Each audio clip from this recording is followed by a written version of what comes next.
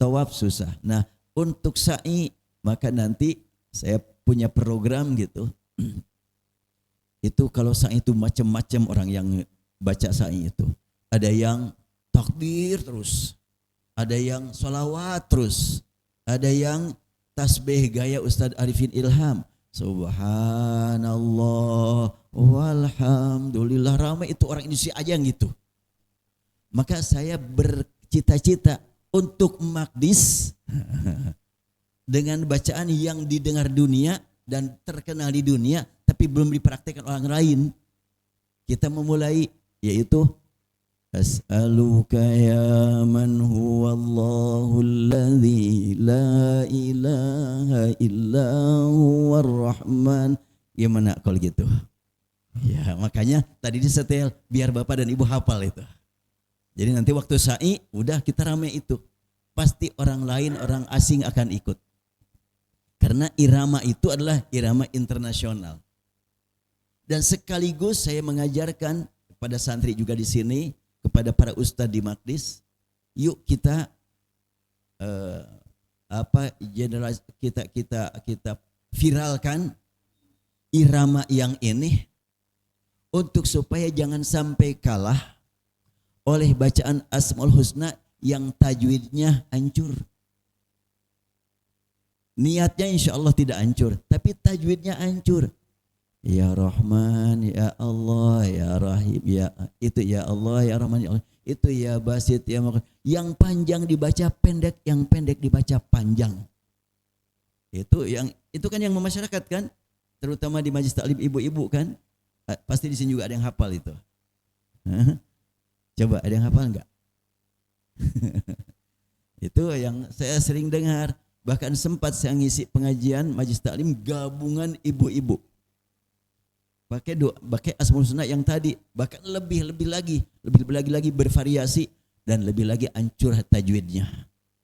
Makanya saya ingin lagi tuh kita syiarkan Asmaul Husna saat sa'i.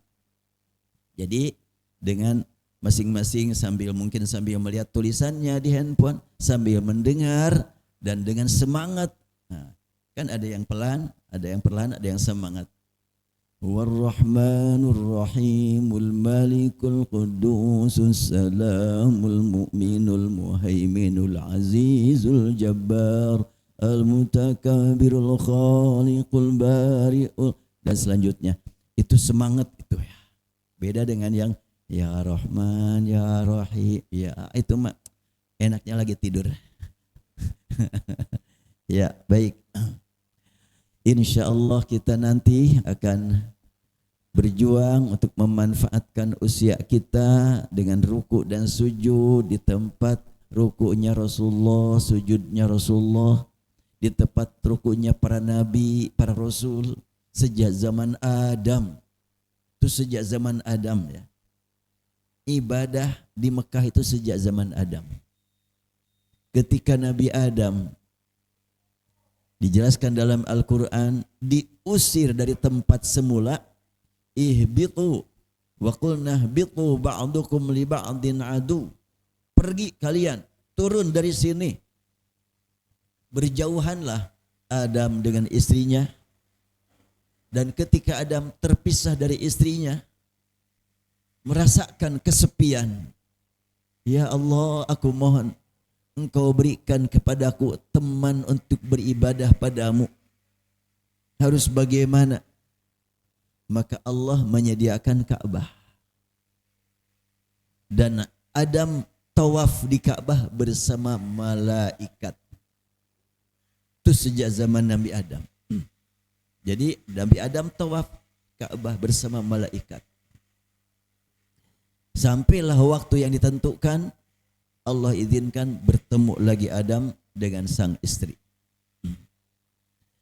Allah Subhanahu wa ta'ala memberikan pelajaran kepada kita bahwa Al-Quran yang diajarkan Rasul kepada kita berupa bimbingan hidup untuk diimani, dipahami, dan dirasakan. Diyakini, dipahami, difikirkan, dan dirasakan. Ada keyakinan, ada pemikiran, ada perasaan. Tiga-tiganya bekal dari Allah Subhanahu wa taala. Kalau tidak ada hidayah dari Al-Qur'an, pasti orang salah keyakinan, salah berfikir, dan salah menggunakan perasaan.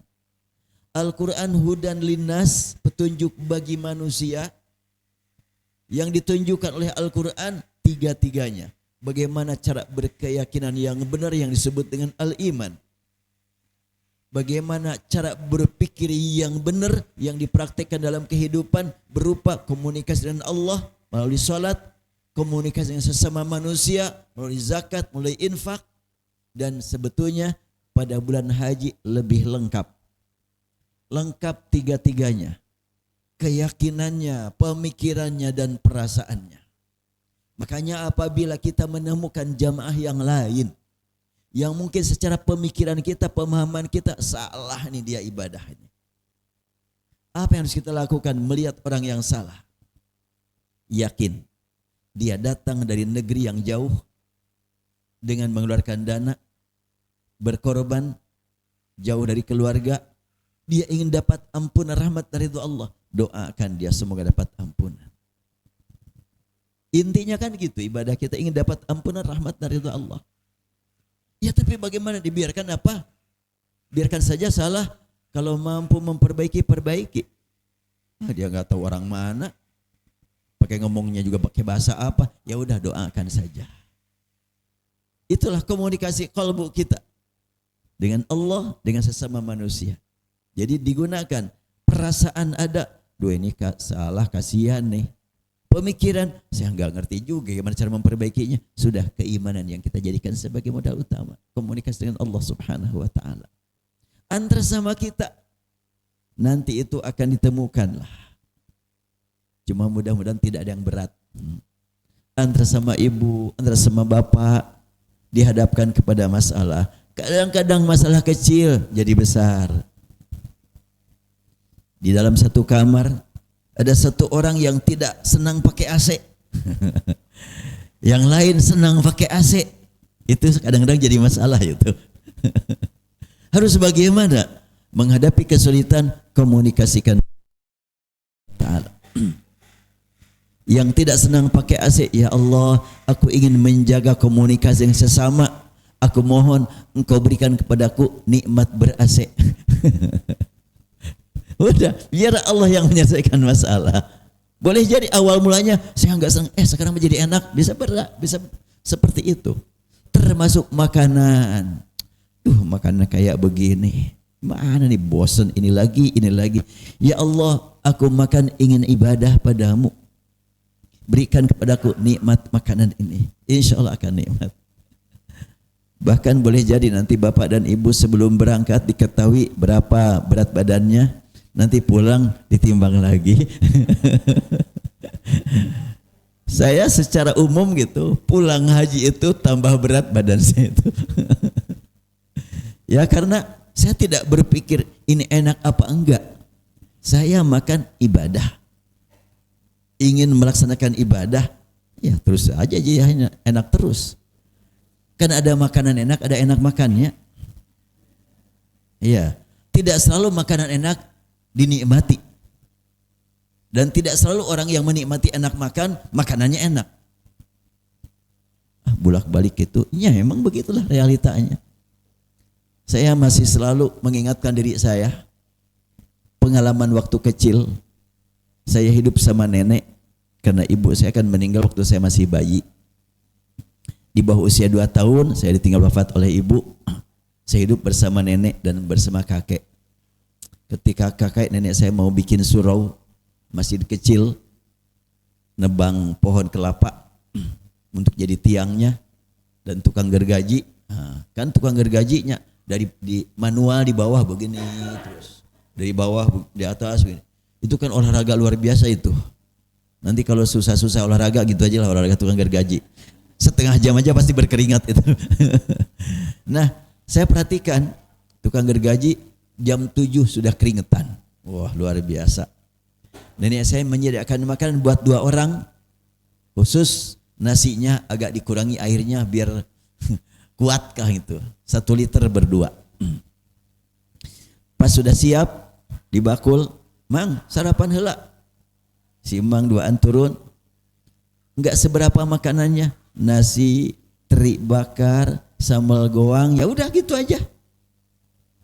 Itu tidak sampai 10 menit habis tuh makanan bersih. Pas nenek saya lihat, kata nenek, "Mang, seep sanguna." "Seep, kurang keneh henteu." "Nya sok aya keneh mah." 1 liter berdua sekilas saja habis. Saya yakin Bapak dan Ibu di sini nggak akan mungkin mampu. 1 liter berempat aja kebanyakan. Ini mah 1 liter berdua sekilas saja habis. Itulah enak makan walaupun makanannya sangat sederhana. Nah, makanya ketika saya waktu haji, umpamanya kan tidak ganti nih terong lagi kan gitu kan ya. Kadang-kadang ayamnya gini aja masakannya enggak berubah-ubah. Dalam hati ingat waktu dulu masih kecil. Makanan kayak begini nanti mewah ini teh. Jadi anggap makanan yang nanti tersedia jangan diukur dengan kebiasaan pribadi. Tapi kita lihat orang-orang miskin untuk dapat makanan seperti susah. Insya Allah akan nikmat, akan enak. Kan kadang-kadang seperti itulah orang itu. Ya ini bosen, nah, ada bosennya. Tapi saya mah alhamdulillah nggak pernah bosen. Karena ya ingat kepada orang miskin, makanannya susah, ini sudah lumayan sudah hebat. Tapi tidak mustahil ya mau beli keluar ya mah enggak lah, suka ada jualan di sana. Nah kemudian jadi tadi urusan fisik, makanan perlu kita luruskan niat semata-mata karena Allah. Kemudian berdoa hubungan dengan Allah bebas, kita milih doa pribadi mangga. Tapi kalau umpamanya waktu sa'i susah, lihatnya juga susah, buku doanya mikir naon deui, tapi zikir ingin, sudah kita rame-rame baca Al-Asmaul Husna. Makanya diharapkan mudah-mudahan sebelum berangkat semuanya sudah hafal. Saya pun malu sama cucu saya, 6-6-nya cucu saya sudah hafal Asmaul Husna. Yang Ustadz Imam yang suka ngajar Al-Quran di sini, itu kan anaknya masih kecil, itu sudah hafal itu. Walaupun ucapannya masih jauh, karena belum bisa ngomong. Tapi U-nya, A-nya, I-nya itu pas itu. Iramanya juga pas. Ya anak kecil. Ya subhanallah, karena memang ya ada cintanya. Jadi terbawa hafal. Baik, kita sekarang sekilas review manasik haji. Nanti kita akan berangkat. Wallahu a'lam apakah kita akan langsung ke Mekah ataukah ke Madinah terlebih dahulu, sangat sulit untuk dipastikan saat ini.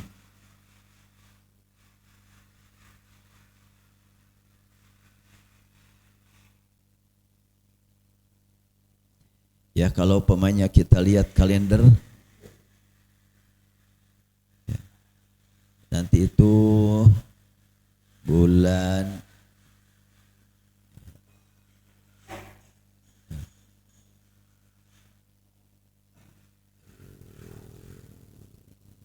mana nih majunya nih?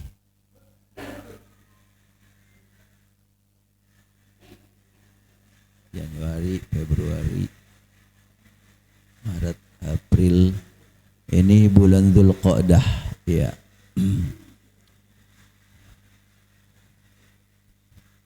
9 Dzulhijjah itu, ini Dzulhijjah, oh iya.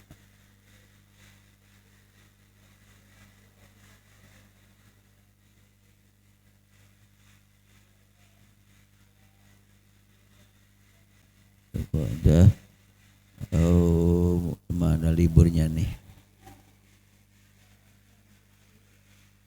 Oh ini nih. Maret.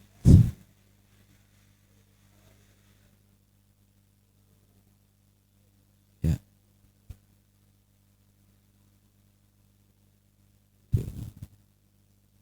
10 Dzulhijjah. Ya, tanggal 27 9 Dzulhijjah tanggal 26 Mei. hari Selasa. Berarti kita tanggal 8 Zulhijjah adalah hari Senin. Mungkin kita berangkat hari Ahad nih. Hari Ahad 24 Mei. Ya, 24 Mei hari Ahad berangkat menuju Mina. Tanggal 25 hari Senin ada di Mina. Hari Selasa ada di Arafat. Dan hari raya adalah tanggal 27 hari Rabu. Rabu, Kamis, Jumat. Ya, sekiranya nanti ini pas kalender ini, maka kita berangkat dari Mekah ke Mina hari Ahad. Tanggal 24 Mei atau 7 Zulhijjah.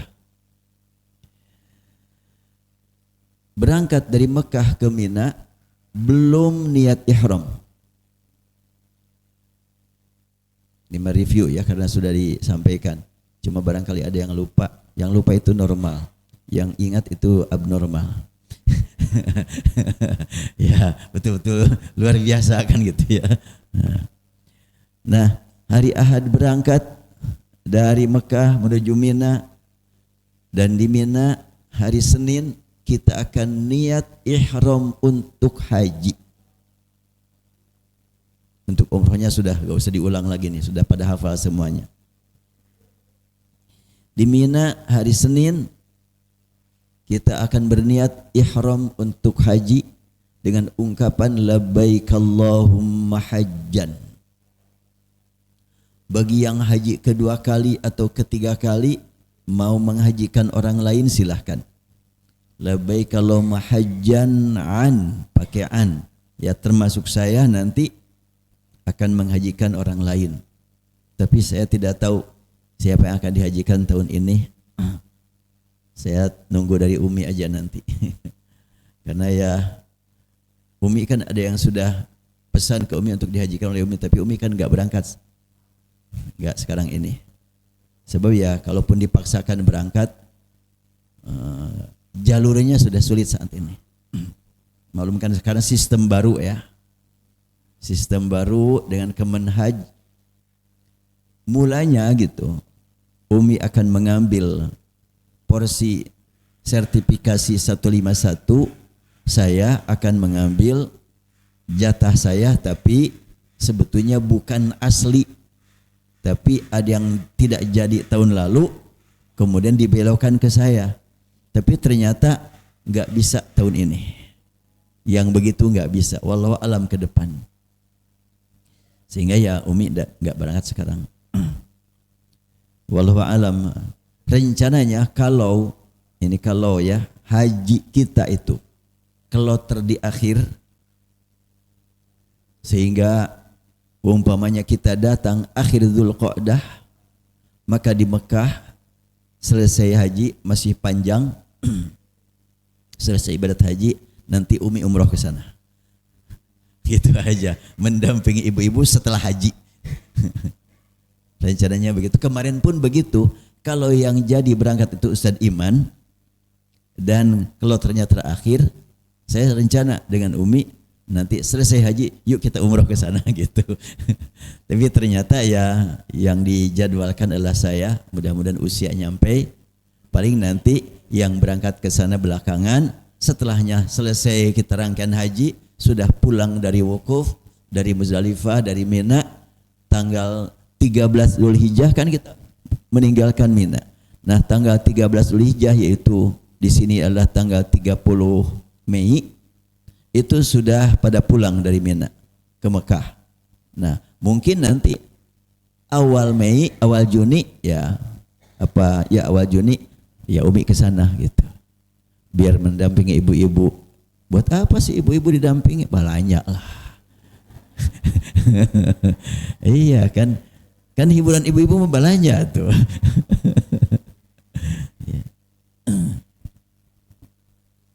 Jadi tanggal 7 atau tanggal 24 Mei kita berangkat meninggalkan Mekah menuju Mina. Tanggal 25 kita berada di Mina, yaitu 8 Zulhijjah, hari Senin. dan kita berniat dengan ucapan labbaik Allahumma hajjan, dan kita insyaallah di sana akan berupaya untuk menjalin komunikasi keakraban antar sama kita sehingga kita betul-betul menjadikan diri kita bagian dari keluarga besar Haji Maqdis yang sampai nanti kumpul lagi di surga insyaallah. Jadi kita wujudkan gitulah, sayang menyayangi, cinta mencintai semata-mata karena Allah. Di Mina itu kumpul semuanya. Kalau di Mekah kan di kamar masing-masing, di Madinah di kamar masing-masing, di Arafat cuma sebentar. Waktu yang sangat bermanfaat buat menjalin komunikasi persaudaraan adalah di Mina. Dan itulah program yang biasa saya laksanakan bersama semua yang tim di sana seperti itu. Sehingga pada waktu di Mina juga nanti masing-masing memperkenalkan diri dan sama-sama mengenal teman-temannya. Kalau sekarang 120 orang, minimal masing-masing kenal dengan 119 orang gitu ya. Saya dengar-dengar ya yang akan bersama Maqdis itu sekitar 120 orang. Ya, tapi kalau terdaftar dengan Maqdis digabung yang lain sehingga mencapai 151, sehingga saya bisa berangkat atas nama pembimbing 151. Tapi yang langsung bersama saya lah seperti ini aja. Sebab yang lain yang digabungkan ada pembimbingnya alhamdulillah. Yaitu KBIH yang lain. Nah, pada tanggal 8 Zulhijjah kita berada di Mina pagi-pagi. Tentu siap-siap bersih-bersih, sempurnakan kita membersihkan diri lahir dan batin. Kebersihan lahir ya tentu dengan mandi yang besar, mandi yang lengkap, mandi yang sempurna. Setelah itu kita sholat di waktu duha. Dan setelah saya sholat, insyaallah mudah-mudahan sehat semuanya, saya akan menyampaikan hal yang sangat penting untuk mentadaburi atau untuk menghayati bacaan talbiyah pada waktu di sana. Sehingga kita waktu talbiyah betul-betul kita menjiwai, tidak hanya sekedar di mulut, tapi ikut serta seluruh organ diri kita. Seluruh unsur diri kita ikut talbiyah. Telinga talbiyah mendengarkan teman-teman, mulut talbiyah mengucapkannya, dan kalbu bergetar mengingat Allah Subhanahu wa taala. Dan syiar Islam talbiyah itu dengan bersuara, tidak dengan pelan-pelan, karena syiar Islam.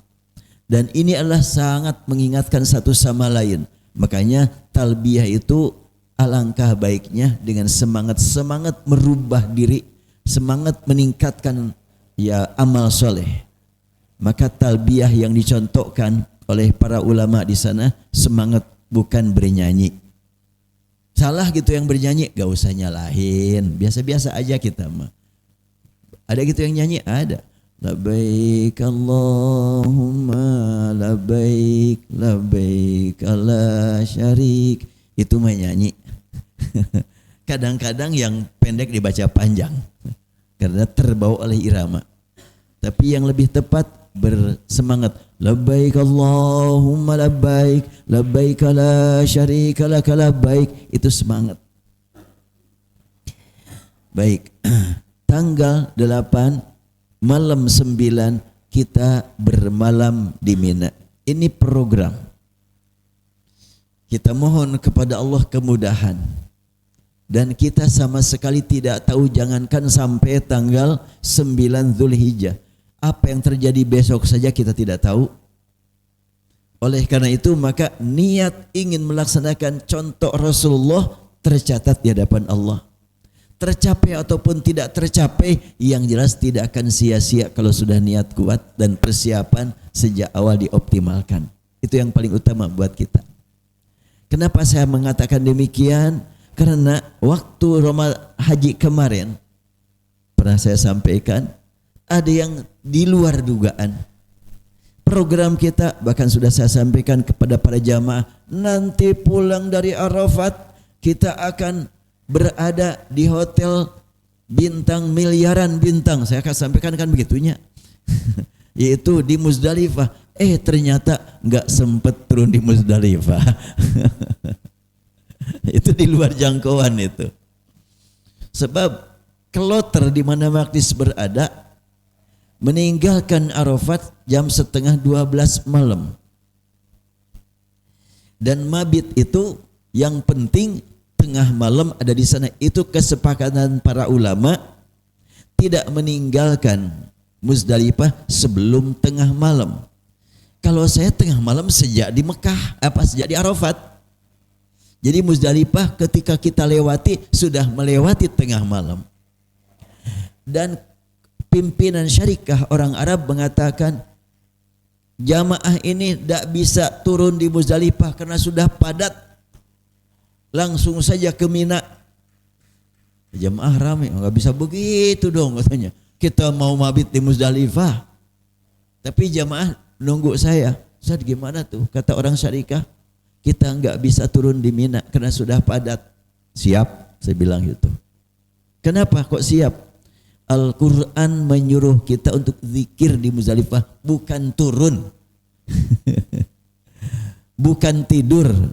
Perintah Al-Quran begitu. Kenapa dari dulu suka tidur di Muzdalifah? Praktek Rasul.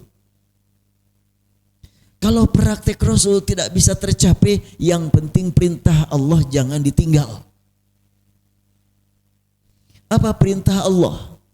فَإِذَا أَفَدْتُم مِّنْ عَرَفَاتٍ فَاذْكُرُوا اللَّهَ عِندَ الْمَشْعَرِ الْحَرَامِ.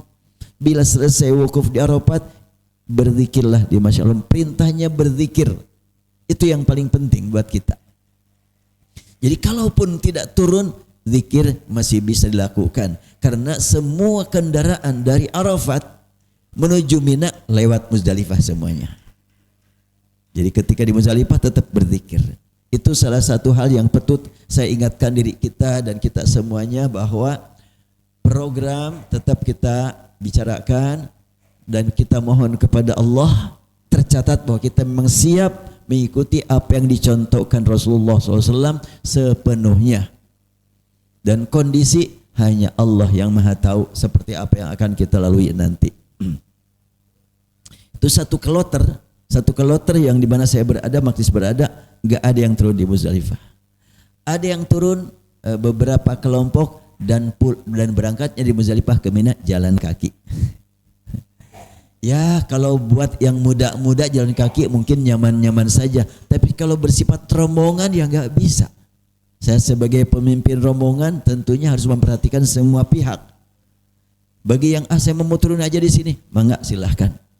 Tapi nanti siap-siap dari Muzdalifah jalan kaki ke Mina. Ya, mangga itu mah.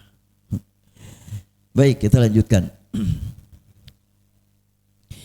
Dari tanggal 25 atau tanggal 8 Zulhijjah, hari Senin, kita bermalam malam Selasa, ya, berada di Mina malam Selasa, yaitu malam 9 Zulhijjah atau 25 malam. Ini kalau masih kan 25 malam ya. Kalau Hijriah biasanya malam 9, ya sama-sama sajalah. Intinya lah malam Selasa atau Senin malam. Senin malam kita masih berada di Mina. Pagi-pagi kita akan berangkat ke Arafat. Nah ini tanggal 9 Zulhijjah, hari Selasa, kita berada di Arafat. Acara di Arafat, acara di Mina, kita ikuti praktik Rasul, walaupun tidak segala-galanya seperti Rasul. Kok kenapa bisa seperti itu? Ya, ibadah sholat kita ikut Rasul jumlah rakaatnya. Tetapi bagaimana Rasul menjiwai bacaan, kita enggak bisa menjangkau. Bagaimana Rasul mencapai kekhusyuan, kita tidak sanggup, tidak mampu. Makanya kita ikut Rasul itu sesuai kemampuan. Ittaqullaha mastata'tum, bertakwalah kepada Allah seoptimal mungkin sesuai kemampuanmu. Karena kalau kita ingin persis seperti Rasul, enggak tahu juga. Jangankan tingkatan kita, ukuran kita yang tidak menyaksikan Rasul ibadah, yang tidak berinteraksi dengan Rasul.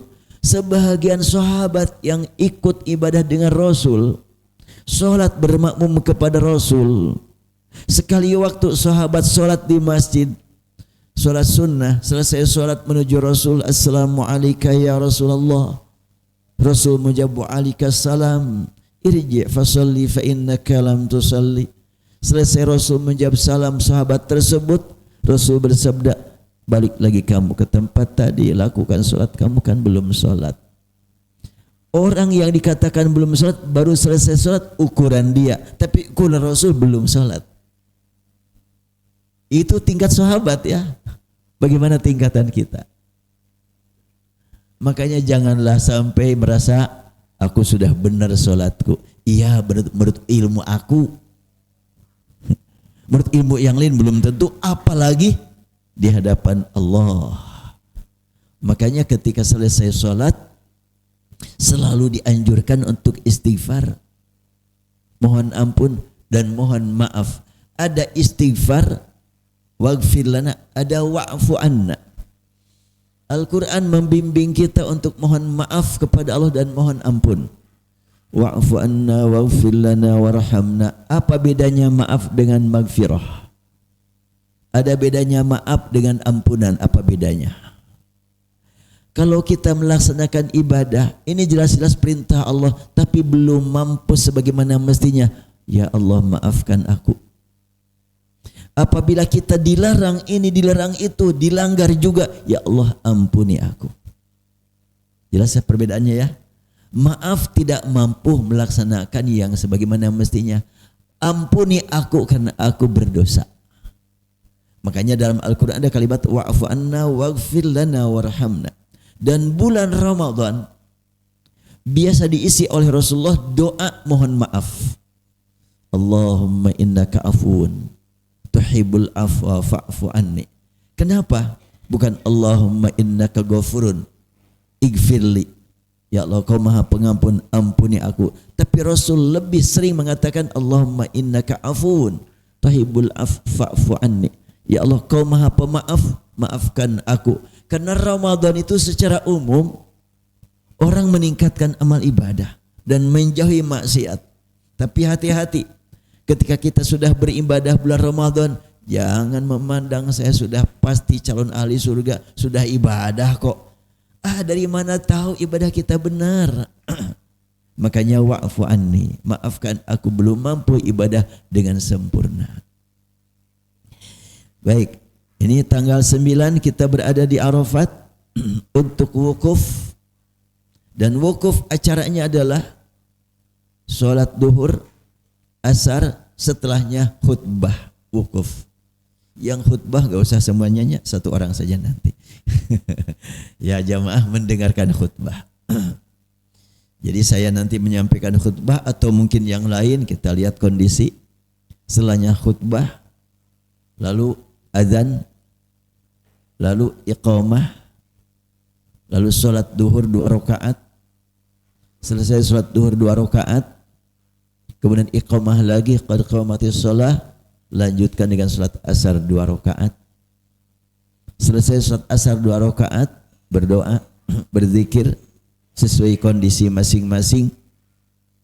Dan kalau program yang biasa saya lakukan, ya saya suka mencari waktu yang tepat kapan kita berdoa. Seperti haji kemarin, saya selesai ya pas masuk azan, yang khutbah dari yang lain. Dan waktu itu yang berdoa juga yang lain. Yang berdoa yang lain. Saya cuma mimpin sholat. Sudah dibagi-bagi sih, itu aja sudah. Jadi oleh ketua kloter, udah katanya sholat diimami dari Makdis, berdoa ini, dan berdoa adalah dari KBIH Bandung juga, cuma beda. Kemudian yang khutbah yang lain. Udah, saya ikuti aja sudah. Tapi yang berdoa itu hanya membaca yang ada dalam buku. Dibaca gitu. Udah. Selesai dia berdoa, kemudian saya langsung komunikasi dengan para jamaah. Dan untuk semuanya juga saya sampaikan kepada para jamaah, tadi kita sudah berdoa bersama. Dan kesempatan untuk berdoa ini masih panjang. Tidak ada salahnya, bahkan afdol kita tambah lagi berdoa. Mari kita berdoa. Udah saya berdoa. dan untuk semuanya. Dan selesai saya berdoa, ada petugas dari Bekasi bilang ke jamaah, tolong ke Pak Ustadz, saya minta teksnya katanya. Kata jamaah saya, Ustadz kaminya enggak pakai teks. Oh gitu. Ya, tapi saya pernah, alhamdulillah saya sudah ada buku doa kan, yang 99 miliar bersama Al-Quran, udah dikasihlah itu. Ya alhamdulillah gitu aja. Jadi ya karena berdoa untuk bersama-sama, waktu awal secara formal dijadwal, akhirnya ya sama-sama lagi. Jadi saya berusaha nanti cari waktu yang tepat, sebab tidak mesti kita membaca doa, tapi yang paling penting berdoa. Apa bedanya membaca doa dengan berdoa? Kalau membaca doa sudah pada hafal lah. Tapi tidak setiap orang membaca doa berdoa. Dan tidak setiap orang berdoa harus membaca doa. Bedanya apa? Sama, tidak semuanya orang membaca istighfar dia bertobat. Dan tidak semua orang yang bertobat membaca istighfar.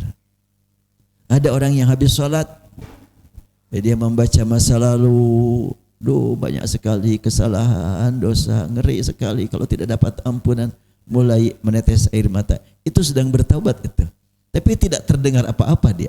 Tapi hati langsung gemetar di hadapan Allah. Sebaliknya, ada orang yang membaca doa, saking sudah lancarnya, sampai tidak sadarkan lagi baca apa tadi tanya. Udah, Assalamualaikum warahmatullahi wabarakatuh. Itu membaca istighfar, bukan istighfar. Membaca tasbih banyak, tapi tidak bertasbih. Oh banyak. Habis sholat, terutama yang baca zikirnya suka bersuara. Imam membaca Subhanallah, udah Subhanallah, banloh, nggak tahu itu apa artinya banloh. Astagfirullah, alhamdulillah, alhamdulillah, nggak tahu itu dulilam, nggak ada artinya itu. Allah Akbar, nggak tahu itu apa ya. Musim dingin berlok. Itu membaca, niatnya baca zikir tapi tidak berzikir. Mari kita tingkatkan penjiwaan penghayatan, kata per kata yang kita ucapkan betul-betul dari hati. Saat kita sholat saat ini mulai Allahu Akbar, kenapa ngangkat tangan? Ya pasrah kepada Allah. Tetapi pada saat kita pasrah kepada Allah, bukan lemes, bukan tak berdaya, tapi ungkapkan Allahu Akbar, aku siap untuk berjuang, untuk berbuat yang berguna buat yang lain. Dan hanya Allah yang akan memberikan kekuatan. Allahu Akbar. Saat kita mau ruku, mau sujud, gerakan demi gerakan dalam sholat itu membangkitkan semangat. Dan ketika kita sudah bergerak, nikmati gerakan tersebut. Mari kita gali satu hadis yang nanti Bapak dan Ibu bisa melihat dalam buku, yang mungkin ada yang sudah mendapatkannya, ada yang belum. Nanti dibagikan lagi kalau belum ya. Ada buku Manhaj Memahami Sunnah. Ini insya Allah dibagikan. Sekarang buku yang sudah dibagikan itu ada 21 buku. Nanti insya Allah dibagikan kepada jamaah semuanya. 21 buku. Antara ini Manhaj Memahami Sunnah.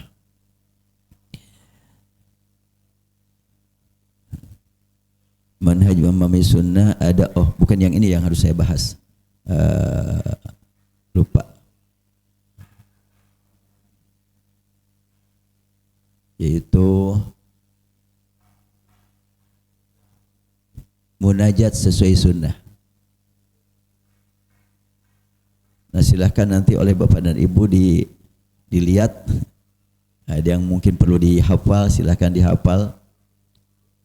Ini munajat sesuai sunnah. Ini doa-doa yang biasa digunakan dan dibaca oleh Rasul, para sahabat berhubungan dengan masalah sholat.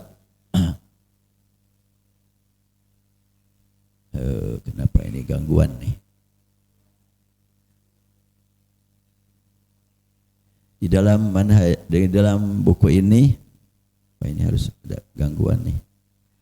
Dalam buku ini ada doa-doa untuk sujud, untuk ruku, untuk selesai sholat, sebelum sholat, sesudah sholat, di sini ada. Sehingga halamannya 470 halaman. Ya. Doa sholat 470 halaman. Wah, lama sekali sholatnya. Kenapa kok sampai panjang? Karena di sini bukan hanya doanya yang teksnya bahasa Arab, terjemahnya dan penghayatannya ada. Jadi nanti bisa dilihat menghayatinya bagaimana. Ya. Ya. Insya Allah nanti bermanfaat mudah-mudahan. Baik, tidak perlu buka ini, saya buka dari sumbernya saja.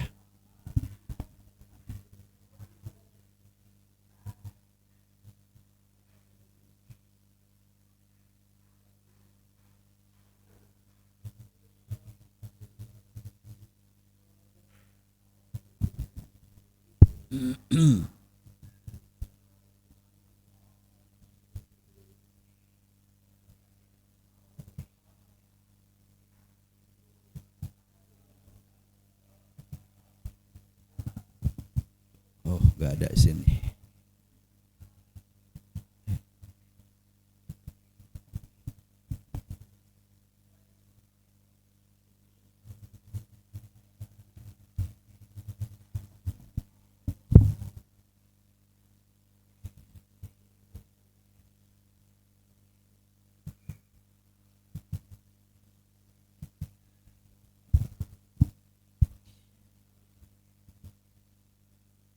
Ya, hadis yang tadi saya baca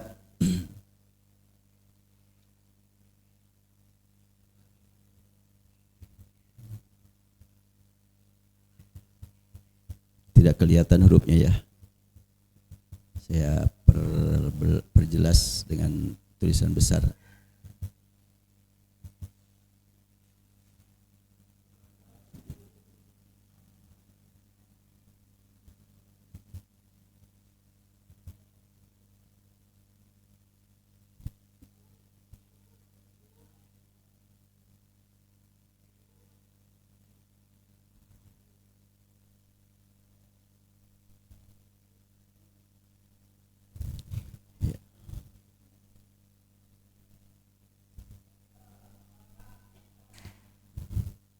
Dakhala al-masjid ya. Anna Rasulullah sallallahu alaihi wasallam dakhala al-masjid fa dakhala rajulun. Rasul masuk masjid, masuklah seseorang, fa shalla maka dia salat, fa sallama 'ala nabi maka dia membaca salam kepada Rasul, faradda maka Rasul membalas salam, wa qala irji' fa shalli. Rasul bersabda, balik lagi kamu, lakukanlah salat, fa innaka lam tusalli, kamu belum salat. Faraja'a yusalli kama shalla. Maka orang tersebut kembali ke tempat semula dan dia salat, lalu menuju Rasulullah menyampaikan salam, dan Rasul lagi-lagi bersabda, irji' fasalli fa innaka lam tusalli. Balik lagi kamu belum salat, lakukan salat. Sampai 3 kali. Akhirnya orang tersebut berkata, walladzi ba'atsaka bil haqqi ma uhsinu ghairahu fa'allimni. Wahai Rasulullah, demi Allah yang mengutus engkau dengan hak, aku tidak sanggup melaksanakan salat yang lebih baik dari yang tadi. Tadi itu salatku yang terbaik menurut ukuranku. Tapi ternyata engkau masih menilai belum salat.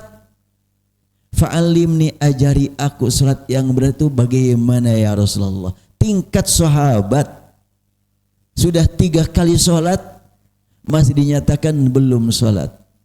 Maka Rasul bersabda, idza qumta ila sholati fakabbir. Bila engkau mau salat maka bertakbirlah, agungkan Allah.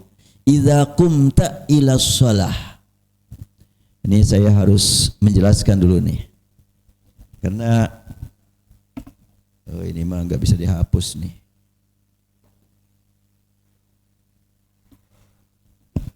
Idza qumta ila shalah.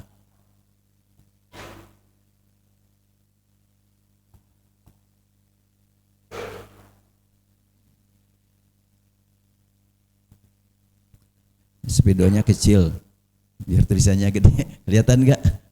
Ya, ya. Kalimat idza qumta, Kalau asal makna secara bahasa Arab, bila engkau telah berdiri. Ila sholah, menuju sholat. Sebahagian jamaah di Bandung, ini baru saya temukan di Bandung nih. Wallahu a'lam, mungkin di sini juga ada yang pernah mengalaminya. Memahami idza qumta ila sholah, maka apabila sudah berdiri sholat, kan ada dalam Al-Quran, qad qamatis sholah, qad qamatis sholah, telah berdiri sholat, telah berdiri sholat. Sehingga akhirnya bacaan qad qamatis sholah itu kalau jamaah sudah berdiri. Ada yang begitu ya? Saya beberapa kali jadi imam Jumatan, pas sudah saya turun dari mimbar, langsung DKM mendekat, silakan Ustadz, jamaahnya diluruskan dulu. Oh iya, saya ngerti ini. Akhirnya saya langsung menghadapkan jamaah, silakan jamaah luruskan safnya. Jadi sudah lurus safnya, baru muadzin Allahu akbar, asyhadu an la ilaha illallah, baru qomat gitu. Kenapa? Mungkin dia memahami makna qad qamatis shalah itu kalau sudah berdiri salat baru diucapkan qad qamatis shalah. Padahal enggak begitu maknanya. Qad qamatis shalah itu artinya sudah pasti ini akan salat. Belum berdiri tapi sudah pasti. Kepastian yang belum terjadi dipandang sama dengan yang sudah terjadi. Makanya menggunakan kata sudah. Bisa dipahami kalimat ini. Dalam Al-Quran surat Al-Ma'idah, ya ayyuhalladzina amanu idza qumtum ilas salati faghsilu wujuhakum wa aydiyakum ilal marafiq, termasuk hadis ini. Idza qumta ilas salah, ya, bila engkau sudah berdiri untuk salat. Tapi pada hadis yang lain, idza qumta ila shalah fa asbighil wudu. Bila engkau sudah siap pasti salat, maka berwudulah. Ya, berwudu enggak mungkin di masjid, dah di luar lah. Maka demikian pula dalam Al-Qur'an, idza qumtum ila sholati faghsilu wujuhakum. Apabila kalimat idza qumtum diartikan apa adanya sesuai dengan bahasa yang umum, idza qumtum bila sudah berdiri, kemudian faghsilu wujuhakum, bila sudah berdiri untuk sholat, maka bersihkan wajahmu. Jadi wudu itu sudah di masjidnya. Sudah berdiri mau sholat baru wudu? Enggak begitu maknanya. Tapi qumtum ini bahasa kitanya sudah berdiri. Arti sudah berdiri itu bukan dalam artian praktek sudah, tapi betul-betul sudah pasti siap berdiri sholat. Maka berwudulah. Nah, enggak jauh dari sini masjidnya. Saya ke depan dan belum qomat. Muadzin belum qomat, nunggu dulu jamaah berdiri semuanya. Baru mengucapkan qad qamatis shalah. Artinya DKM di sana memahami makna qad qamatis shalah sesuai dengan bahasanya, bukan sesuai dengan maknanya. Maknanya bagaimana? Qad qamat, telah pasti salat. Belum berdiri. Dan ini yang dipahami oleh para ulama sejak zaman dahulu sampai sekarang di Makkah, di Madinah. Ya, orang Makkah, orang Madinah lebih bisa dipegang pemahamannya karena mereka orang Arab. Oleh karena itu maka dalam bahasa Quran, dalam bahasa hadis, banyak kata kerja lampau untuk masa mendatang. Banyak kata kerja mendatang untuk yang sudah. Ngapain? Kok sampai seperti itu? Itulah mujizat Al-Quran. Pasti ada makna, pasti. Ata amrullahi fala tastajilu. Telah turun perintah Allah untuk kiamat, janganlah kalian terburu-buru. Artinya apa? Belumlah kiamatnya. Karena pastinya maka Allah gunakan kata kerja lampau. Di antara bapak dan ibu, ada yang berani menolak pernyataan hari bapak dan ibu dulu pernah usia 5 tahun. Oh enggak, saya malah langsung 20. Enggak mungkin kan ya. Semua kita pasti pernah usia 5 tahun. Yang sudah itu nggak bisa dibantah. Nah, peristiwa yang akan datang yang sudah Allah tetapkan tidak akan bisa dibantah seperti tidak bisa dibantahnya masa lalu. Itu maknanya idza qumtum ila shalah, itu pula maknanya qad qamatis shalah. Itu bahasannya di mana? Ada dalam buku, nanti dibagikan insyaallah. Sudah saya bahas dalam buku itu. Ada dalam manhaj memahami sunnah, saya bahas itu. Baik, saya lanjutkan kajian hadis ini. Yang saya bahas di sini adalah lanjutannya.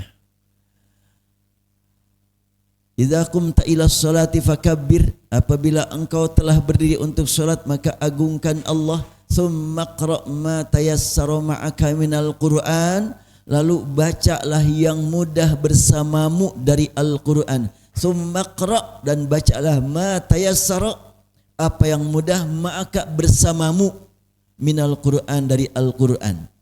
Mari kita garis bawahi kalimat ma'aka. Kira-kira apa yang maksud dengan ma'aka di sini? Untuk kita baca Al-Quran, ayat-ayat Al-Quran yang bersamamu. Artinya ketika kita membaca Al-Quran, hendaklah kita berinteraksi dengan ayat. Kita bersama ayat. Dan boleh jadi ketika bapak dan ibu sholat sendirian di malam hari, membaca satu ayat diulang-ulang karena ingin merasakan kebersamaan. Umpamanya sekarang mendekati Ramadan, di malam hari bapak dan ibu membaca Qiyamul Lail, membaca sampai kepada Syahrul Ramadan, hati langsung tergetar, ya Allah, aku tidak tahu bertemu lagi enggak dengan Ramadan ini. Sudah sekian puluh kali aku melewati Ramadan, enggak tahu sudahkah engkau terima amal ibadah Ramadan yang lalu. Diulang lagi, Syahrul Ramadan, diulang-ulang, silahkan untuk menjiwai, untuk menghayati. Rasulullah pernah begitu, sering. Antara lain ketika Rasulullah membaca surat Al-Maidah sampai kepada ayat 118. In tu'adzibuhum fa innahum ibaduka wa in taghfir lahum fa innaka antal azizul hakim. Isinya ayat, ya Allah, sekiranya engkau mau menyiksa mereka, semua mereka hamba-Mu, dan engkau maha tahu mana hamba-Mu yang dosa, dan sekiranya engkau mengampuni mereka, sungguh engkau maha perkasa, maha mulia, ya Allah. Pas Rasul membaca ayat ini, dia mengangkat tangan, Allahumma ummati, ummati. Dibaca lagi ayat, in tu'adzibuhum fa innahum ibaduk wa in taghfir lahum fa innaka antal azizul hakim. Allahumma ummati, ummati. Dan itu diikuti oleh sahabat gaya seperti itu. Aisyah radhiyallahu anha, istri Rasul yang sangat akrab, yang sangat banyak menyaksikan kehidupan Rasul di malam hari, di siang hari, membaca surat At-Tur. Famanallahu alaina wa waqana adzabas samum. Ini ungkapan ahli surga nanti di akhirat, menjawab pertanyaan, kok bisa kalian bisa menikmati surga? Gimana sih ceritanya? Maka ahli surga menjawab, famanallahu alaina, Allah memberikan karunia kepada kami. Wa waqana adzabas samum, Allah yang menjaga kami dari api neraka yang layak kami dibakar api neraka, tapi Allah yang menyelamatkan. Yang tidak pantas aku dapat surga, tapi Allah yang memberikan karunia kepada kami.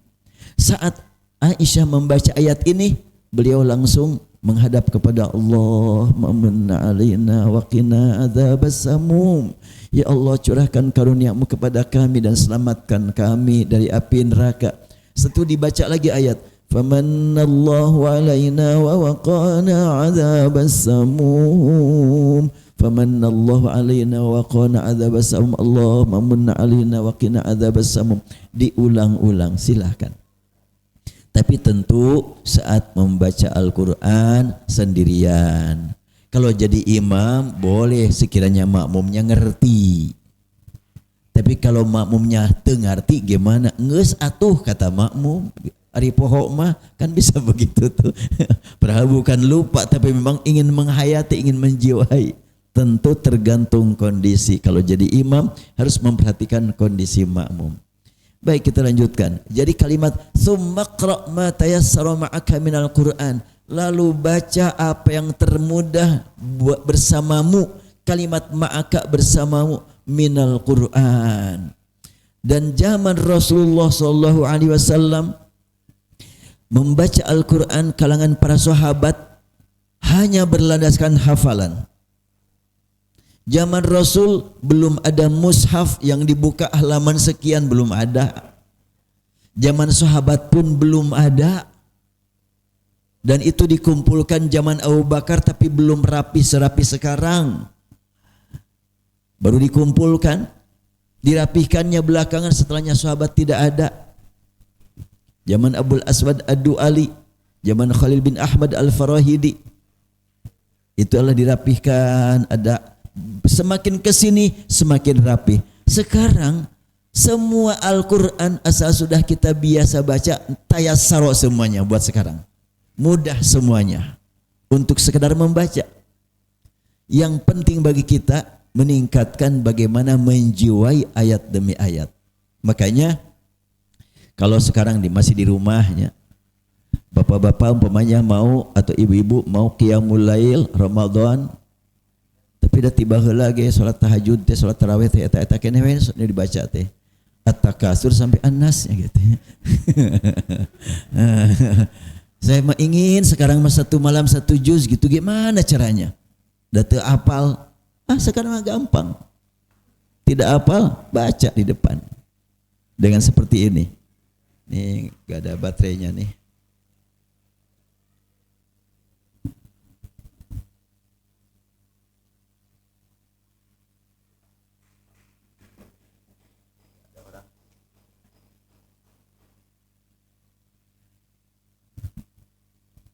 Jadi kan kalau sekarang saya termasuk nanti bulan Ramadan, apalagi dengan beberapa riwayat, saya enggak mampu membaca beberapa riwayat tanpa melihat. Maka saya sambil melihat di depan dipasang dan tidak perlu buka halaman. Ya cukup aja kan seperti ini. Langsung begitu kan. Tinggal muter-muter mos aja. Jadi bapak dan ibu bisa sholat satu juz dalam satu rakaat, tidak perlu bergerak, cukup penggerakan mos saja. Ini dengan kemajuan teknologi kita bisa seperti ini. Jadi setelahnya la'allahum yarshudun wa hilalakum liyatas siyamir rafathu ila nisaikum hunna libasul lakum wa antum libasul lahun, sampai selesai di akhir ayat innallaha la yuhibbul mu'tadin wa qutuluhum haitsu qiftumuhum, langsung gitu. Itu dengan kemajuan teknologi kita ditolong, dibantu. Salat malam lama-lama biasa. Nanti bulan Ramadan di sini mah enggak. Bila yang terutama yang dekat-dekat dari sini, yuk kita qiyamul lail di sini. Kita makmurkan masjid dan rencana nanti saya akan menggunakan riwayat yang lain. Kalau sekiranya riwayat Al-Bazi dari Ibnu Katsir, saya akan membaca Siratal ladzina an'amta 'alaihim ghairil maghdubi 'alaihim waladdallin 'alaihim. Innal ladzina kafaru sawa'un 'alaihim anzartahum am lam tunzirhum la yu'minun. Itu riwayat Bazi dari Ibnu Katsir. Tapi kalau riwayat As-Susi tadi Dzalikal kitabu la raiba fihi hudan lil muttaqin wa idza qila lahum la tufsidu fil ard wa idza qila lahum, biasa yang lain wa idza qila lahum, ini wa idza qila lahum la tufsidu fil ardi qalu innama nahnu muslihun. Insyaallah. Kenapa diupayakan seperti itu? Al-Quran diturunkan dengan sekian banyak riwayat, di Indonesia belum memasyarakat dalam sholat dengan berbagai riwayat. baru memasyarakat yang dikumandangkan oleh kori-kori tertentu. Ketika memang dalam panggung di haflah baru dibaca oleh beberapa ahli yang suaranya bagus, napasnya panjang, dia mengulang-ulang bacaan. Tapi dalam sholat belum terbiasa di kita. Dan nanti silakan Bapak dan Ibu bulan Ramadan setel YouTube ke Masjid Al-Azhar. Mulai Ramadan yang lalu saya saksikan, sebelum-sebelumnya enggak. Mulai Ramadan yang lalu di Masjid Al-Azhar Kairo, itu rakaat malam pertama, malam kedua, malam ketiga dengan imam bergantian, riwayatnya juga ganti-ganti. Di antaranya ada yang pakai riwayat Ya'qub, itu yang sangat unik. Alhamdulillahi Rabbil Alamin Ar-Rahmanir Rahim Maliki Yaumiddin Iyyaka na'budu wa iyyaka nasta'in Ihdinas siratal mustaqim Siratal ladzina an'amta 'alaihim ghairil maghdubi 'alaihim waladdallin. Enggak ada di kita yang begitu kan? Alif Lam Mim Dzalikal kitabu la raiba fihi hudal lil muttaqin. Ada lagi qiraat Abu Ja'far ketika membaca Alif Lam Mim, Alif Lam Mim, itu qiraat Abu Ja'far. Kaf Ha Ya Ain Shad, ada saktah. Dan itu yang jarang.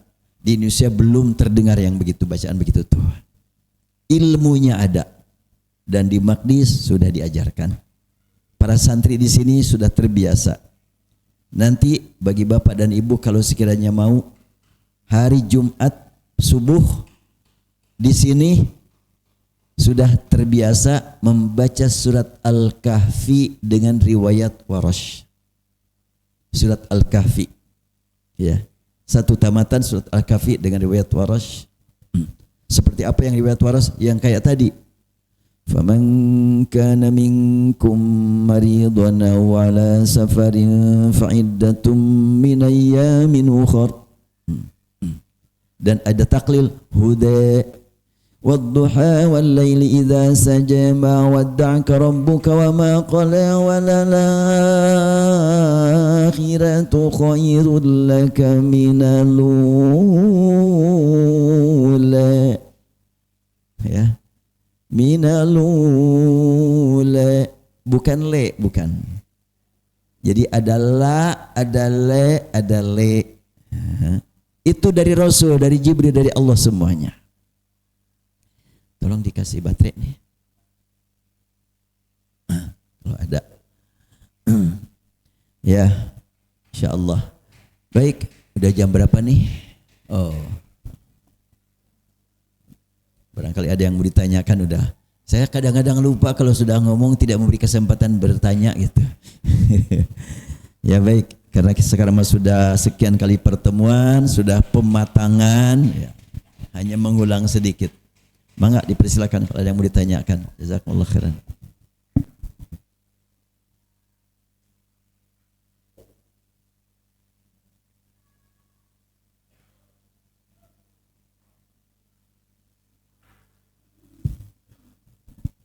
Belum ada? Ya. Jadi Ramadan kita persiapkan saat ini persiapan untuk haji kalau kita. Ya. Setiap kali kita sujud ruku pada bulan Ramadan, enggak ada baterai. Oh iya, enggak apa-apa. Setiap kali kita ruku, sujud, berdoa pada bulan Ramadan, mohon diringankan, dilancarkan, disehatkan dalam ibadat haji. Dan saya mohon khusus nih, doa khusus untuk saya.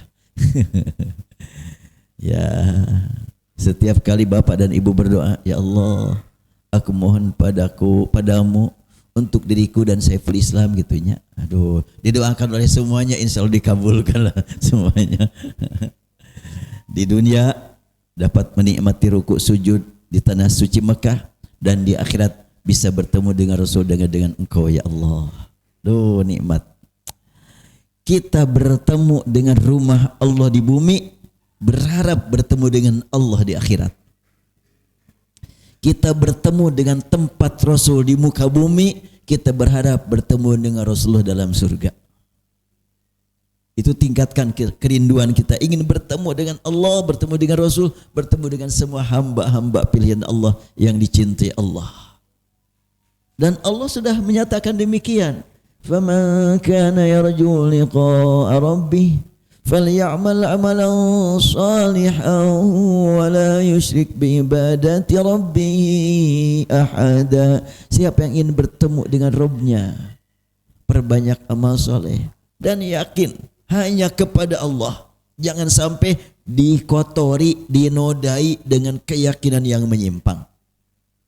Wala yusyrik, jangan menyekutukan Allah sedikit pun.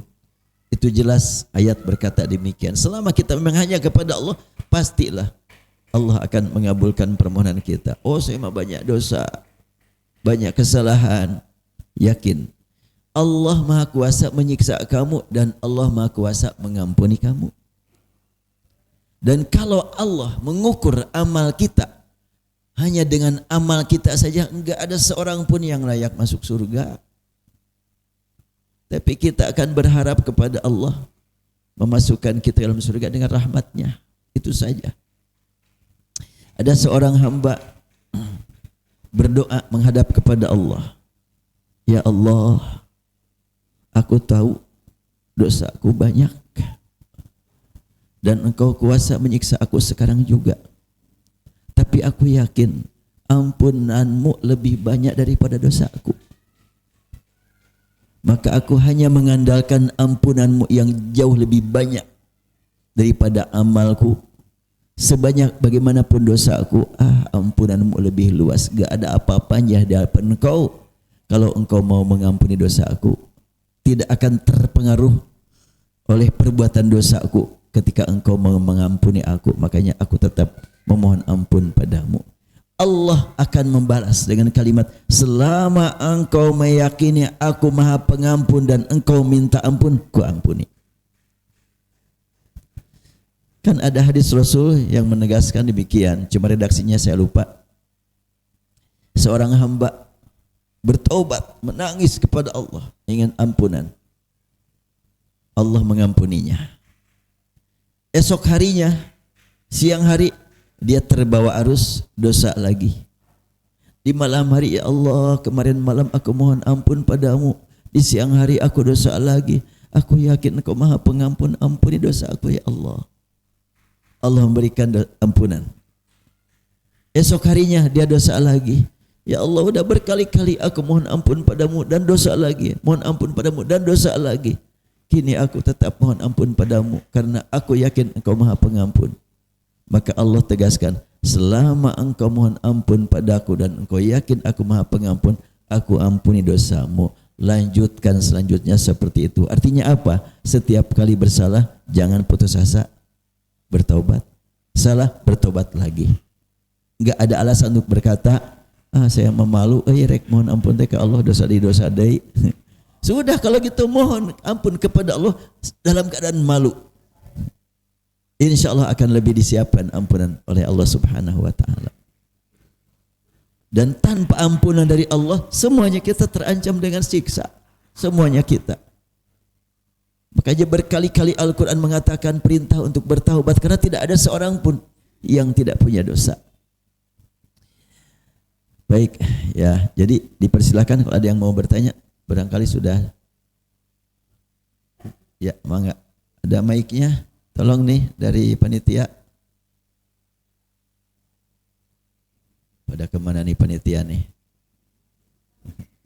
Mic-nya di mana nih?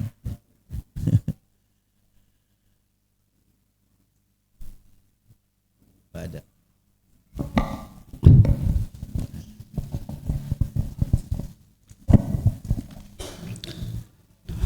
Izin Pak Ustadz, Assalamualaikum warahmatullahi wabarakatuh. Waalaikumsalam. Mungkin yang ingin saya tanyakan berkaitan dengan fidyah Pak Ustadz. waktu dulu kan saya ditinggalkan orang tua waktu SMA.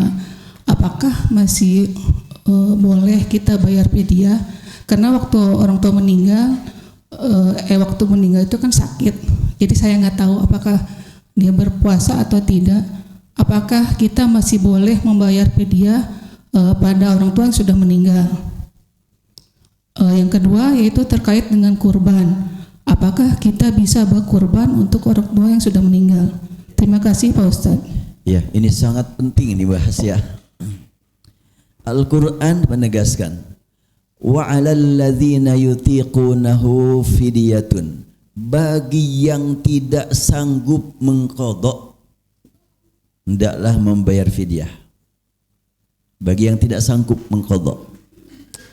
Dan ada hadis riwayat Bukhari dan Muslim, nanti silakan dibuka dalam bahasan, man mata wa ali siyamun shoma anhu waliyuh. Siapa yang meninggal punya utang saum, ini sudah meninggal, punya utang saum, keluarganya tahu ayahku meninggalkan saum bulan Ramadan kemarin seminggu, belum sempat mengqadha, keburu wafat, saya akan mengqadha saum dia. Silahkan atas nama membayar saum dia. Dan itu hadisnya riwayat Bukhari dan Muslim. Yang kurang diangkat hadis ini, man mata wa siyamun shoma anhu waliyuh. Siapa yang meninggal punya utang saum, maka walinya lah yang membayar ibadah saum itu.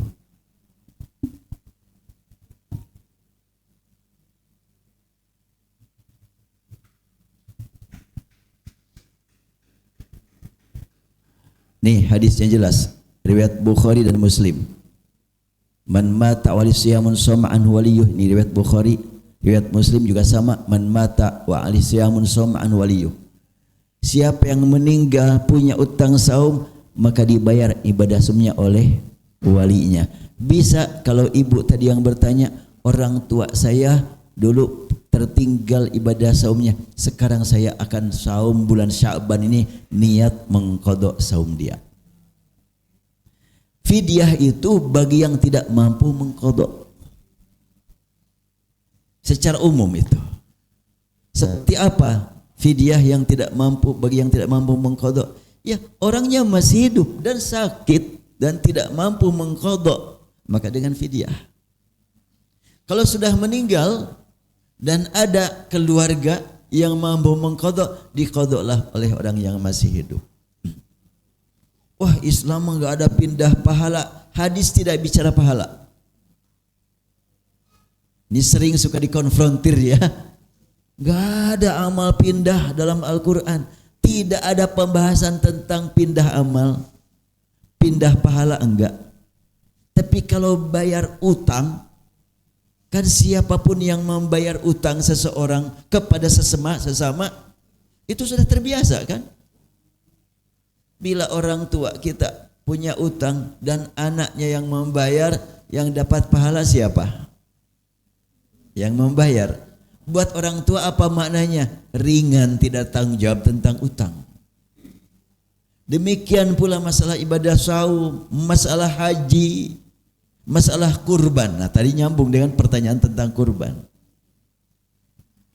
Rasulullah menegaskan, ma amila adamiyun amalan yauman nahri bi syai'in huwa ahabbu ila Allah min ihraqid dam. Tidak ada amal yang paling Allah cintai yang dilakukan Bani Adam pada hari kurban melebihi potongan hewan kurban. Itu amal yang terbaik, yang paling Allah cintai. Fa innaha ta'ti yaumal qiyamah biquruniha wa ash'ariha wa adlafiha. Nanti hewan yang dikurbankan akan tampil bersaksi sempurna lengkap anggotanya. Bulu-bulunya tidak ada yang kurang, kukunya tidak ada yang kurang. Kok sampai disebut bulu, darah dan tanduk? Karena begitu mulianya orang berkurban. Wa inna dam la yaqau bi makanin indallah qabla an yaqa 'alal ardi fatibu biha nafsa. Rasul bersabda, darah yang mengalir yang jatuh dari hewan yang dipotong untuk kurban sebelum nyampe ke tanah sudah duluan tercatat di hadapan Allah. Begitu mulianya berkurban. Nah sekarang apabila ibu punya anak 5, bapak sudah berkurban tahun lalu, ibu mau sekarang, buat anak kapan? Nantilah tahun berikutnya lagi. Emang sudah punya bukti akan hidup sampai tahun depan? Tidak punya bukti kita hidup sampai tahun depan. Jadi harus bagaimana? Berkurbanlah untuk semua keluarga. Ya tapi cuma mampu beli kambing 1 ekor. Sudah 1 ekor atas nama bersama sekeluarga. Boleh begitu? Dari dulu juga 1 ekor kambing hanya untuk 1 orang. Iya enggak apa-apa, dari dulu itu kata siapa? Ya kata para ustadz. Hadis bukan. Hadis enggak berkata begitu. Nanti dibahas, nanti dibuka dalam buku 100 solusi fikih kontroversi khusus tentang kurban, saya bahas panjang. Rasulullah berkali-kali disaksikan para sahabat berkurban. Sekali waktu Jabir bin Abdullah berkata, "Shallaitu ma'an Nabi sallallahu alaihi wasallam yauman nahri bil musalla." Aku salat bersama Rasulullah pada hari kurban di musalla. Setelahnya Rasulullah selesai khutbah, falamma qada khutbatahu nazala, dia turun, wa ata bi kabshin, beliau menuju 1 ekor domba, lalu beliau hadapkan ke arah yang ditentukan dan beliau membaca Bismillahi Allahu Akbar, hadza anni wa amman lam yudhahi min ummati. Atas nama Engkau ya Allah, Engkau Maha Agung, aku potong hewan ini sebagai kurban atas namaku Muhammad dan atas nama umatku yang belum berkurban. 1 ekor atas nama diri beliau dan umatnya. Umat yang mana enggak disebutkan. Apakah umat yang masih hidup atau yang sudah meninggal? Enggak disebutkan. Berlandaskan pernyataan ini maka pengembangan makna dari hadis, kita diperbolehkan untuk berkurban atas nama orang yang sudah meninggal, silahkan. Dan tidak berbicara tentang bagi-bagi pahala. Urusan pahala biar Allah yang ngatur. Yang jelas semua anggota keluarga kita nanti di akhirat diakui sebagai umat Nabi Muhammad, pencinta sunnah Nabi yang sudah berkurban. Urusan pahala tentu tidak akan sama antara orang yang mengorbankan harta untuk berkurban dengan hanya yang dilibatkan namanya saja. Tentu tidak akan sama. Jadi seorang bapak punya anak 7. Kelihatannya ada yang lebih dari 7 nih anaknya. Anaknya 7.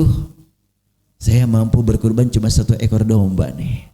Udahlah 1 ekor domba atas nama 7 orang, tambah dirinya, tambah isinya jadi 9 orang. Boleh begitu? Rasul bilang, mungkin itu untuk contoh Rasul saja, sahabatnya bagaimana? Sahabat juga berbuat seperti itu. Abu Ayyub Al-Ansari ditanya oleh seorang sahabat namanya Yasir bin, lupa lagi. Bagaimana praktik berkurban zaman Rasul? Pertanyaannya begitu. Kaifa kanati ad-dhahaya ala ahdi Rasulillah? Bagaimana praktik berkurban zaman Rasul? Maka Abu Ayyub menjawab, kana ar-rajulu yudhahi bisyati anhu wa an ahli baitihi fa ya'kuluna wa yut'imun fatabahan nas. Dia berkata, zaman Rasul biasa seseorang berkurban 1 ekor domba atas nama dirinya dan keluarganya, dan mereka makan bersama serta membagi kepada masyarakat. Sehingga masyarakat pun merasakan enak, bahagia dengan adanya pembagian daging kurban tersebut. Insya Allah bahasan kurban nanti dibaca bukunya dalam buku 100 solusi fikih kontroversi khusus bab kurban. Itu buku dalam bagian nanti dalam yang dibagikan itu 2 jilid ya. Jilid pertama tentang sholat dan kurban, kalau nggak salah jilid kedua tentang haji. Asalnya sih satu jilid, cuma pas mau dimasukkan ke dalam sistem tidak bisa lebih dari 500 halaman. Sedangkan buku saya tentang sholatus solusi itu 900 halaman. Itu tadabbur surat Al-Kautsar ya. Ketika saya mau menafsirkan surat Al-Kautsar, tadabbur surat Al-Kautsar, di dalam Al-Kautsar ada perintah sholat, ada perintah berkurban. Dan sholat serta berkurban itu adalah jalan untuk menikmati Al-Kautsar. Apa itu Al-Kautsar? Nikmat yang tak terhingga, yang diberikan Allah langsung kepada Rasul. Inna a'tainakal kautsar. Al-Kautsar, apa artinya kautsar? Banyak, dalam banyak, untuk banyak, waktunya banyak, manfaatnya banyak, penggunanya banyak. Itu kautsar. Kaf, sa, ro itu artinya banyak. Kasur, kathir. Bukan kasur yang ditidurinya. Jadi kasuro itu banyak. Nah, kautsar banyak segala-galanya. Saat saya merenungi ayat tersebut, oh, ini surat Al-Kautsar betul-betul mengantarkan kita untuk supaya meningkatkan syukur kepada Allah karena kita termasuk umat yang mendapatkan nikmat surat Al-Kautsar. Gimana caranya menikmati? Salatlah. Ya, tapi kenapa kok dengan salat banyak yang berantem gara-gara perbedaan? Nah, makanya muncul pemikiran dan keinginan saya ingin membahas tentang salat untuk persatuan umat. Maka buku 100 solusi itu adalah bagaimana solusinya agar perbedaan itu tidak mengganggu persaudaraan.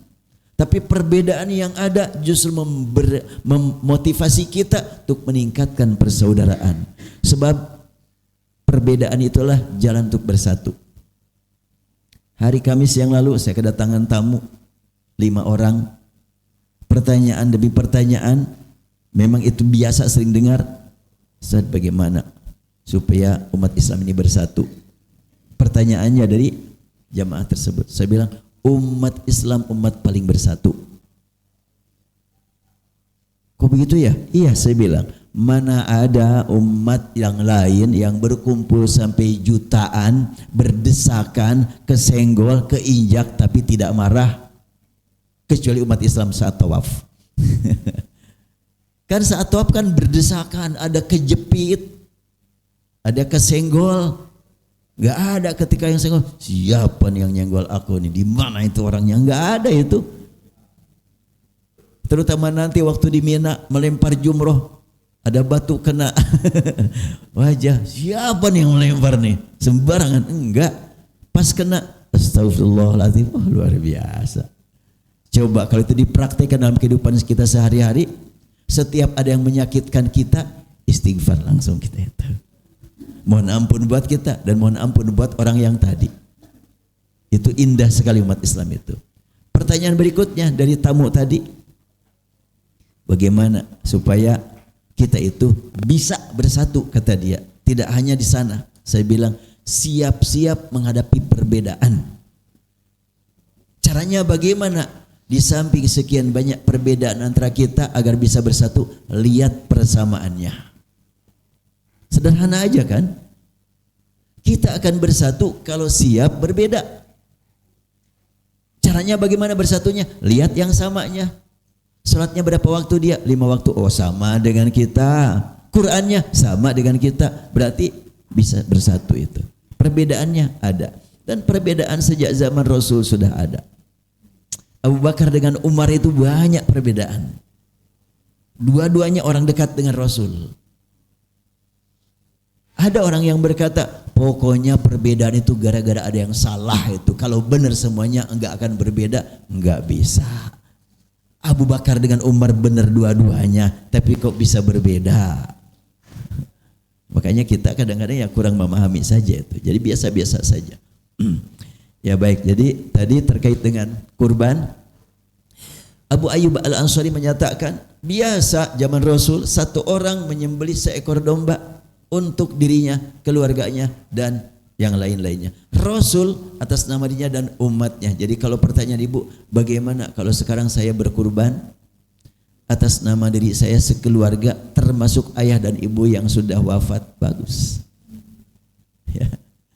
Sehingga dicatat di hadapan Allah semua anggota keluarga kita sudah ikut sunnah Rasul. Pahalanya buat siapa? Gak usah ikut campur ngurus pahala lah. Itu mah Allah saja yang mengatur. Yang jelas, orang yang mengeluarkan harta untuk berkorban dan melibatkan keluarga, insya Allah 2 nilai pahala. Pertama, buat dirinya karena sudah berkorban. Kedua, bukti sayang kepada keluarga. Dilibatkan keluarga. Itu berkorban. Makanya berkaitan dengan masalah harta, beda dengan amal ibadah yang tidak ada hubungan dengan harta. Nanti dibahas di dalam buku Manhaj Pemahaman Sunnah. Rukun Islam ada berapa? Ada 5. Buat semua orang kan 5 kan? Termasuk orang miskin 5 juga kan? Barangkali orang miskin mah dikurangi gitu. Oh, orang miskin syahadat, sholat, saum udah. Zakat haji gak usah. Enggak semuanya 5 kok. Nah sekarang untuk supaya semua orang yang sudah bersyahadat, termasuk yang betul-betul melaksanakan rukun Islam yang 5 itu, maka ada cara. Sekarang umpamanya tadi saum, belum sempat saum karena memang sakit sampai wafat, bisa diqadha. Belum sempat mengeluarkan zakat karena dia orang miskin. Nah, nanti bulan Ramadan saya angkat lagi nih. Mudah-mudahan bapak-bapak bisa menyebarluaskan hadis Rasul yang menyatakan farada Rasulullah SAW zakat al-fitri tuhratan lis-shaim wa tu'matan lil masakin. Hadis tegas, Allah menetapkan fardu zakat fitrah untuk kesempurnaan yang saum dan untuk orang miskin. Tidak ada sabilillah ibnu sabil amilin, gak ada. Bagaimana praktiknya di kita? Banyak amilin dapat zakat fitrah sebagai amilin, mustahik katanya. Untuk zakat yang lain iya dia mustahik, untuk zakat fitrah enggak. Untuk zakat fitrah mustahiknya hanya orang miskin. Kenapa kok sampai seperti itu? Sebab zakat fitrah juga bukan hanya dari orang kaya, tapi juga orang miskin pun memerlukan zakat fitrah juga. Tega gitu sebagai amil yang penghasilannya jelas dapat harta dari orang miskin, kelewatan rasanya. Makanya hadis menyebutkan zakat itu untuk orang miskin. Tapi di kita masih saya temukan banyak pembagian zakat dibagi-bagikan zakat fitrah kepada yang disebut dengan amil.